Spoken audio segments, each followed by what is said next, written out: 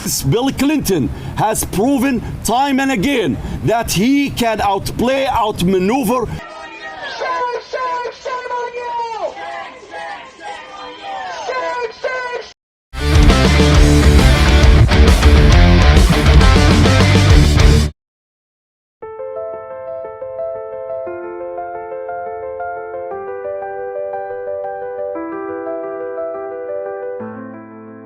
Langit Amerika tampak muram saat langkah Netanyahu menginjak tanah Paman Sam. Apakah ini hanya kebetulan atau pertanda alam tak bisa diam? Washington DC dilaporkan dilanda badai dahsyat saat kedatangan Perdana Menteri Israel Benyamin Netanyahu. Netanyahu sendiri sudah di sana sejak Senin lalu untuk kunjungan kenegaraan. Peringatan badai tornado dikeluarkan pada Rabu 9 Juli lalu untuk wilayah Washington DC, Montgomery, dan Flint, Georgia. Dikabarkan badai terjadi saat Netanyahu bertemu Presiden Amerika Serikat Donald Trump di Gedung Putih. Setelah peringatan terakhir, genangan air masih terlihat tinggi dengan sejumlah rumah mengalami kerusakan parah. Sementara itu, Departemen Kepolisian Metropolitan melaporkan 1 orang terluka akibat sambaran petir di dekat lokasi. Badai juga menyebabkan pemadaman listrik yang meluas di wilayah sekitar ibu kota Amerika Serikat. Menurut Dominion Energy, lebih dari 4.520 pemukim AS terdampak pemadam listrik hingga Kamis 10 Juli.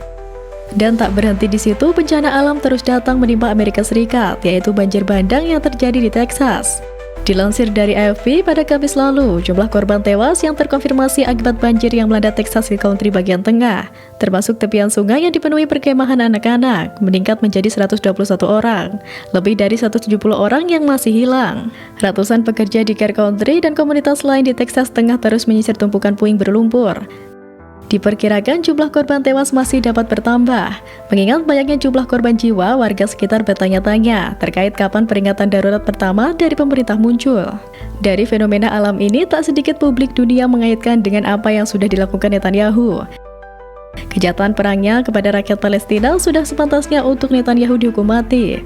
Namun perlindungan di bawah ketiak Amerika membuat Netanyahu masih aman sampai saat ini. Namun hukum alam sudah mulai menampakkan kekesalannya kepada kaum-kaum Zionis.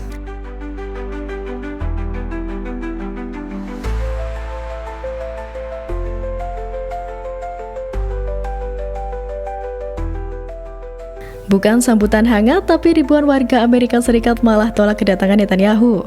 Demonstrasi warga itu kontras dengan sambutan hangat Presiden AS Donald Trump kepada Netanyahu di Gedung Putih. Anadolu Agency melaporkan puluhan orang berteriak di sekitar Gedung Putih, menuntut Netanyahu melakukan gencatan senjata permanen dan tanpa syarat di jalur Gaza Palestina. Kumpulan orang yang berdemo itu diorganisir oleh American Muslim for Palestine atau AMP, yang bekerja sama dengan kelompok anti-perang Kode Pink dan Council on America-Islamic Relations atau CAIR. Mereka berunjuk rasa di depan Taman Lafayette beberapa jam sebelum Netanyahu bertemu dengan Donald Trump di Gedung Putih. Para pendemo menyatakan kunjungan Netanyahu ke Washington merupakan noda bagi kebijakan luar negeri Amerika Serikat. Banyak dari mereka yang membawa spanduk bertuliskan Netanyahu penjahat perang dan membawa tanda yang merujuk pada perintah penangkapan Netanyahu oleh Mahkamah Pidana Internasional atau ICC. Ini bukan kunjungan diplomatik, ini memalukan, kata Direktur Urusan Pemerintahan Cair Robert Mokau. Setiap salaman, setiap kesepakatan, setiap foto Netanyahu dengan para pemimpin Amerika menodai tangan seluruh rakyat AS dengan darah anak-anak di Gaza. Lanjutnya, sejak Israel melancarkan agresi ke Gaza pada Oktober 2023, lebih dari 57.000 warga Palestina tewas, mayoritas anak-anak dan perempuan. Karena agresi ini, ICC merilis surat perintah penangkapan terhadap Netanyahu dan ex-menteri pertahanan Yoav Gallant atas tuduhan kejahatan perang dan kejahatan terhadap kemanusiaan di Gaza. Selain itu, Israel juga menghadapi kasus genosida di Pengadilan Internasional atas agresinya. Amerika bukan pihak netral, Trump bukan mediator, Trump adalah mitra dalam genosida ini. Dia harus menghentikan genosida ini dan mendesak Netanyahu menyudahi genosida ini, kata Direktur Eksekutif AMP Osama Abu Irsaid. Co-founder Kode Pink, Madea Benyamin, pada bagiannya menggarisbawahi soal ketimpangan yang terjadi antara politisi AS dan opini publik. Menurutnya, mayoritas warga Amerika saat ini tak mendukung agresi Israel di Gaza. Cukup menakjubkan bahwa terlepas dari pemberitaan media mainstream, mayoritas warga Amerika sekarang tidak mendukung Israel, kata Benyamin. Rabbi David Feldman termasuk di antara para pendemo yang hadir di depan Gedung Putih. Dalam pidatonya, ia mengatakan bahwa aksinya bukanlah antisemitisme, melainkan desakan untuk penghentian kejahatan. Benyamin Netanyahu adalah penjahat perang yang diburu ICC. Yudaisme dan Zionisme tidaklah sama. Yudaisme adalah agama, sementara Zionisme adalah gerakan politik, ucapnya. Kunjungan Netanyahu untuk bertemu dengan Trump adalah untuk membicarakan prospek gencatan senjata di Gaza yang diinginkan Trump tercapai pekan ini, dan juga membahas soal kerjasama untuk merelokasi warga Palestina dari jalur Gaza, langkah yang ditentang keras oleh komunitas internasional.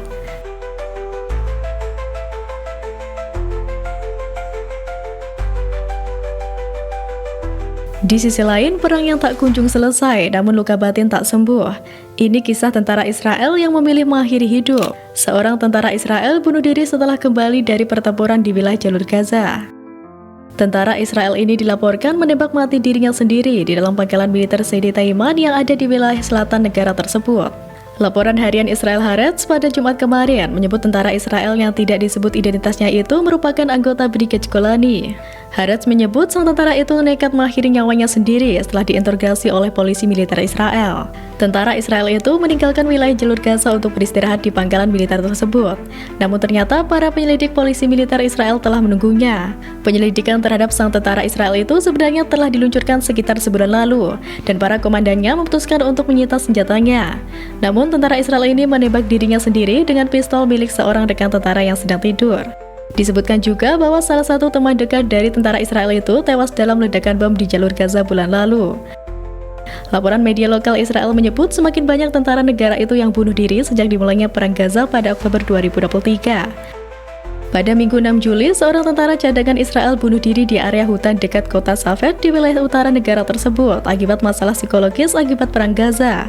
Data yang disampaikan oleh surat kabar Israel Hayom menunjukkan bahwa sedikitnya 21 tentara bunuh diri sepanjang tahun 2024. Pada sementara laporan Haaretz pada Mei lalu menyebut sedikitnya 42 tentara Israel bunuh diri sejak dimulainya Perang Gaza. Setelah guncangan demi guncangan, Netanyahu kembali buka suara soal kemungkinan perdamaian dengan milisi penguasa Gaza Hamas. Hal ini terjadi saat Tel Aviv masih menggempur Gaza guna mengalahkan kelompok itu. Mengutip AFP Jumat kemarin, Netanyahu mengatakan Israel siap untuk merundingkan kesepakatan permanen dengan Hamas untuk mengakhiri perang di Gaza ketika jeda sementara permusuhan dimulai. Namun ia mengatakan bahwa kelompok itu harus terlebih dahulu menyerahkan senjata mereka dan kendali mereka atas wilayah Palestina.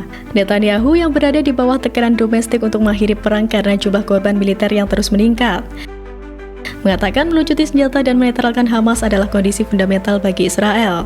Pejabat senior Hamas, Bassem Naim, mengatakan bahwa pihaknya tidak akan menerima pelanggaran pendudukan tanah kami. Ia juga menolak bila warga Gaza dan Palestina lainnya terus digiring ke daerah kantong terlindungi di wilayah padat penduduk itu. Kami juga ingin mengakhiri pengiriman bantuan oleh kelompok yang didukung AS dan Israel, sebuah sistem yang menyebabkan puluhan orang terbunuh saat mencari jatah makanan, tandasnya.